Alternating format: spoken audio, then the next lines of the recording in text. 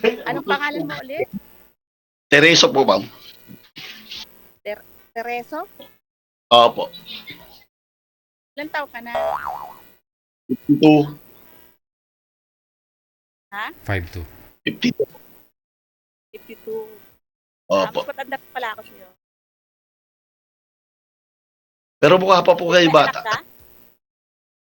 May anak po. May isa akong anak. Single mother. Ako biyudo na po. May anak ka? Marami po.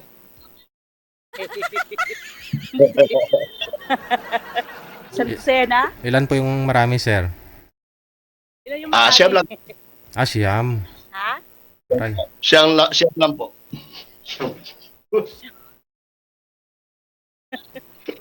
Hindi uso ang ano? Di usong kondom. Di uso ang kondom, ma'am. Talong. Matalim lang. Legal po kaya gusto ko talaga marami. Matalim. Gusto ko talaga namin Ba't ho namatay, sir? Pero, yung pangalan mo ilang taon mo? 30 na po. 30. Ano po bang kinamatay ng misis nyo, sir? Ano po sakit? Diabetes, saka communication yung leukemia. Ito, saka komplikasyon ako ng leukemia. Ay, balo na. Po. Hindi ka pala takot sa responsibilidad. Ay, wala sa lahi namin takbo. Nasobra lang. Nasobra lang. Bawal sa lahi namin ang takbuhin. Kailangan pag mayroon kang responsibilidad, darapin mo. At pag-usapan natin. Sobrahan lang sa responsibilidad. Pero lahat na sa iyo. Opo, lahat sila kasama ko. Doon sa Bulacan. Iba naman po, medyo may pamilya na. Yung may bunso ko, 16 years old. Nag-aaral pa. Bali, Kayo, anong ilang taon na po? Ha? Ilang taon na po yung anak ninyo? 27. Abay, may pamilya na po. Wala. Ano pa lang, nagpaplano. Babae, lalaki. Lalaki. Okay, para makakatulong sa inyo, mapaggabay sa inyo. Hindi naman, mag-aano rin yun, nagpaplano na rin. Naka-bluetooth po kayo, ma'am? Pinagkakabalan. Ma'am Nora, naka-bluetooth po kayo? Hindi. Ba't mahina ang busis mo? Naka-charger, naka-power bank. Wala namang problema yun. Yung power bank. Mahina lang po busis mo ba?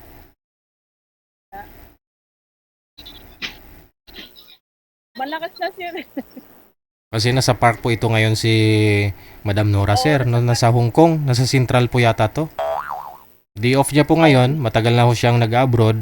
So ngayon, bago siya mag-for good, gusto niya makahanap siya ng mapapangasawa. Na hindi takot sa responsibilidad daw, sabi niya. Kaya lang, nasobrahan. Nasobrahan ng alin, ma'am? Ng anak? Ng responsibilidad. Ayun lang. Oo. Pero bakit to, sir, napadpad po kayo dyan sa Bicol? Ay, taga Bulacan po kayo. Ay, nandito po kasi yung mother ko at kung ako plinanong pagkakalibangan dito, mag-alaga ng hayop. Paano po yung mga anak mo? Iniwan mo po doon sa Bulacan? Every month naman umuwi ako doon sa Bulacan, sa Maynila. Ibang matakaw na sa Maynila lang. Nakabakasyon sila kayo sa Maynila, sa kapatid nila. Alam mo, wala pasok kasi. Wala pa pasok yung mga estudyante mo ulit. Ilang taon ka nang, ilang taon na namatay asawa mo? Bali, 23. 3 plus years. Headset po, ma'am. May headset po kayo dyan, ma'am? Meron po. Oo. Sige po, try mo yung headset, ma'am. Para may mouthpiece malapit sa bibig mo, ma'am. Malakas. Mahina daw po kasi, sabi ng mga senior. Yung iba may... Hindi marinig. Mga otsisera.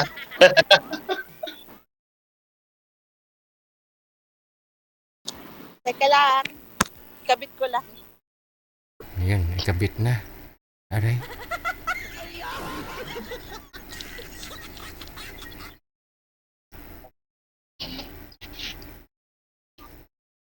So,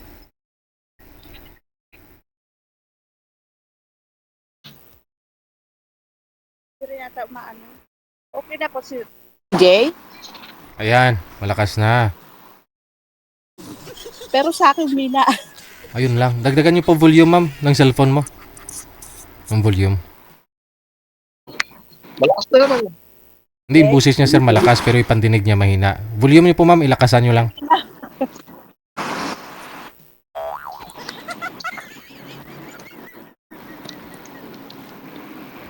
Okay na. Sige. Go ahead, sir. Sa akin naman nang wala si. Ayan. Okay na. Okay na. Okay. Kayo, ma'am, ilang taon na po kayo, ma'am? 54. Mas matanda kayo sa akin ng 2 taon. Okay lang. Taon. Number lang yan. Nandito po kayo sa Pilipinas ngayon. Hong Kong nga ni. Hindi, nasa Hong Kong. Ano sa Hong Kong po kayo? Eh di paano tayo mag-limit yan? Kung sakali. Nagbabakasyon naman ako sa Pilipinas. Bagay doon. Hindi naman ako ano rito. May bakasyon naman kami. Ilang taon po yung kontrata nyo? Every 1 year, umuwi po kayo? Depende. Depende sa budget. Kung may budget. Hindi, ano yan, every 2 years kailangan kami umuwi sa visa, exit visa. Dahil nga po yung minsan lang nag-abroad. Kayo sa anong pinagkakaabalan nyo? Dito po ako sa Bicol ngayon. Ng manok, saka baboy.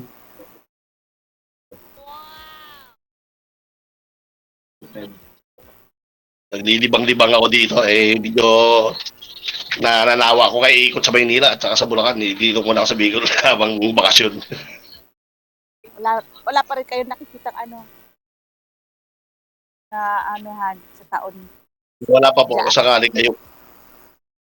Sakali lang. Kung sakali lang. Kung sakali.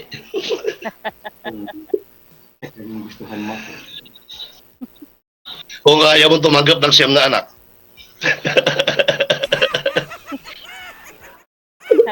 Bakit? Pwede naman yun. Ano? Ano yung bibit-bitin mo lahat? Hindi, may mga pamilya na iba. Yung iba nagtatrabaho na rin. May mga kanya-kanyang buhay na iba. Iba naman may nagtatrabaho. Yung dalawa lang yung wala pang trabaho. Yung mayroong high school tsaka college siya. Yung bunso tsaka yung baga sinundan.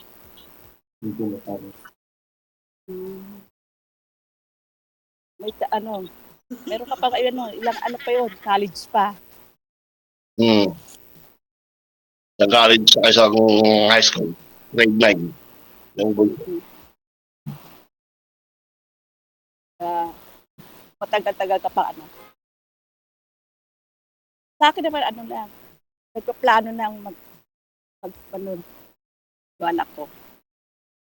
Tama yun kasi medyo nagkakaedad na siya. Baka maiwanan siya ng panahon. 27 na nga mo siya. Pagka nag-anak ka, 30. Tapos panlalaki na ba yung anak niya ang 38 na siya. Mag-aaral na 25 years, ilang taon na siya bago makatapos yung anak niya. Kaya nga buti nga hindi nagbala sa ama Dapat maaga siya. Para mas maaga matatapos ang obligasyon niya. Ako kasi, nag-asawa ko 21. Kaya, magdating ng 40 years halos, nang 40 years ako, medyo nakabawas-bawas na ako ng ibang obligasyon. Napalaki ko na yung mga anak ko ng maayos. Pero diyan ka lang sa Pilipinas. Apo, dito lang.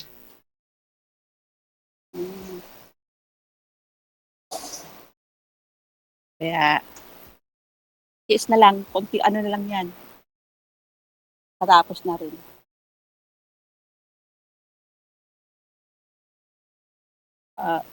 Tanong ka na. Tanong ka. Wala akong matanong. Ano na po ba sa palagay ninyo? Meron po bang meron po bang pupuntahan yung pagkikita natin? Pag-uutap Hindi natin ako na to. mapalagay. hindi, hindi mapalagay. Ano po?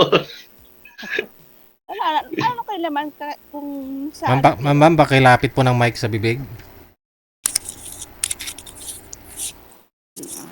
Okay na? Ayan. Mahina pa rin. Lakas. Go. Okay na. Mm. Ano Ngayon, pa sir, po? Ano pa po ang gusto niyong malaman sa akin? ano, naghanap ng sign? Yeah. Pero talaga wala ka pang ano, ganyan. Yung, Wala po. ikaw ang ano. Kasi Ako naman, nandun ako sa Bulacan, maghatid sundo doon sa mga anak ko sa school. kasi ako talagang, Kung nabubuhay pa kasi doon asawa ko, meron akong konting business na palengke. Kung namatay siya, pinamana ko doon sa anak ko. Nag-alaga na, bantay lang ako sa bahay. Mga anak ko. oo. Sa ngayon, bakasyon, sabi ko, doon muna ako sa Bicol. Hahanapin ko muna yung sarili ko. Baka makapaglibang. Nakailang sali ka na rito kay Sir DJ? First time lang po kasi hindi ko nga po alam kung paano sumali dito eh. Nagpa-line up na po ako dito sa pinsan ko. Kaya nandito ako sa Bale, Bicol. dalawa kayo gumagamit ng account niyan. Naharap ko lang po yung cellphone niya. Meron ang account ko pag gusto niya ko sa Teresa po ang pangalan ko. Mm-mm. Ako naman ngayon lang din, pero lagi ako nanonood kay Sir DJ, nagpapaline up. Kaya lang, minsan nawawala ako sa oras. Ngayon, walang pasok bukas yung alaga ko, kaya medyo late akong uuwi. Pwede. Kaya lang, Parang ako sumusubok na sumali sa kanya eh. Pero hindi ako nakakapasok. Hindi ko alam kung paano ko dito. Buti na, punta ko dito sa Bicol. Nagkakakwentuhan kami ng pinsan ko. Sabi ko, sige nga, subukan mo ako i-line up. hindi madali lang. Kaya lang ako talaga yung naano na sa oras. Kaya, minsan, Wag na kayo mag-away. Importante, nag-connect na kayo ngayon. Galit na si Pidi. Wag na kayo mag-away. Prrr! salamat DJ. Wala pangalan niyo, ma'am. Hindi ko pa nalalaman. Nora, Nora? Honor. Yun, di po pangalan sa FB. Sa messenger niya. Nora lang po, Nora lang. Wala na pong tugtog. Hindi naman pwede sabihin dito bawal. Mamaya. Ipasa niya yung Facebook Maya niya na. sa'yo. Maya na. Sige.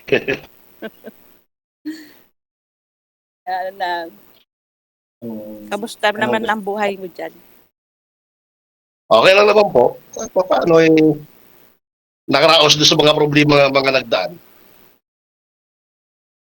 Pero wala naman kayong bisyo. Walang ano. Kasi Wala lang. ko wala na ngayon. Dati. Dati. Matanda na po tayo, kaya kailangan iwasan natin yung bisyo. Mahirap naman kung kailangan na itong magkakasakit, tsaka palang alagaan sa sarili mo. Hanggat wala ka pang sakit, alagaan. Iwasan mo na yung mga bisyo. Ngayon, ikaw naman magtanong. Wala na akong matanong. Anong gusto mo sa lalaki? Anong gusto mo? Anong palagay mo sa palagay sa akin? Okay naman po kayo. Tingin ko nga po, parang bata pa kayo. Hindi ko akalain na 50 po na kayo siguro. Bakit kayo, malaga na kayo sa sarili. Hindi bali sir, Dala naman. Kaya, tinatanong po ni Madam siguro kung pasado ho siya. Ayon po dun sa kagustuhan mo sa isang babae. Ano pong klase ng isang babae yung hanap mo? pasado po ba? Ah, okay. Pasado ba? Ang tanong ko na po. Ang tanong, kaya ako. Pasado ba yun? Ewan ko. Bot sa langaw.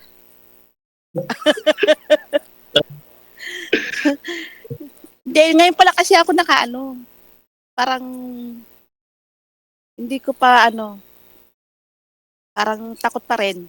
Ganun. Pero sa'yo, responsibilidad sumobra. Sumobra sa responsibilidad. Kasi yung ko, natakot sa responsibilidad. Ay, yun ang hindi magandang naging nakaraan mo. Yung nakatagpo ka ng lalaking duwag. Nabanggit niyo po kanina, ma'am, nung nag-uusap pa tayo kanina. Sabi mo, may mga nanliligaw sa'yo. So, bakit hindi mo sila nagustuhan?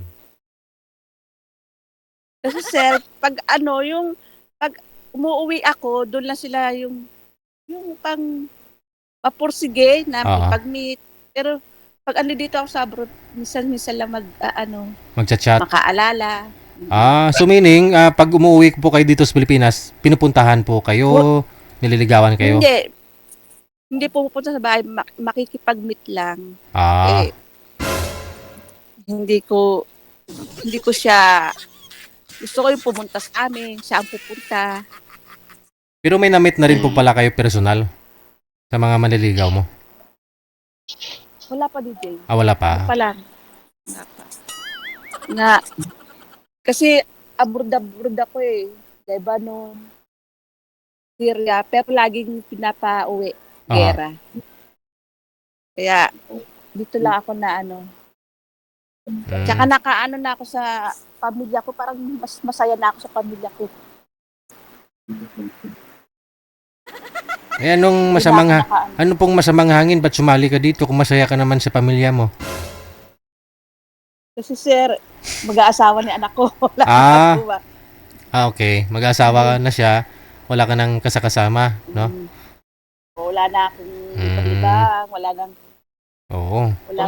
mama, saka na. Iba na yung niya, yung nobya na. Sana kung pasado ko sa inyo, pwede naman tayo magkasama. Ay, aba. Huwag ka lang matatakot ako. Ayan, hindi na kayo magkasama kasi overtime na si Madam. Naglo-loading na, oh. Oo nga. Nubusan na yata ng load. Wala na. Kasi nasa park po siya, sir, eh. Kasi day off niya po ngayon. So, alas 9, dapat nasa bahay na siya ng amo niya, no?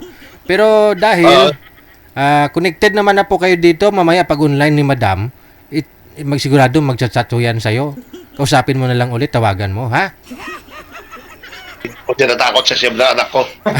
Hindi naman siguro. Kasi mula kanina, alam niya na ho siya anak mo, eh. Malalaki naman sila, Sir DJ. Oo. Ilang Pero- taon na ho yung bunso mo? Po? 13 years old 16 years old na yung bunso ko. Okay. Sige. Ayun po, sir, kung mag-reply po maya o mag-online na ho si Madam, i-chat mo na lang, ha? Okay, si DJ. Salamat. Thank you.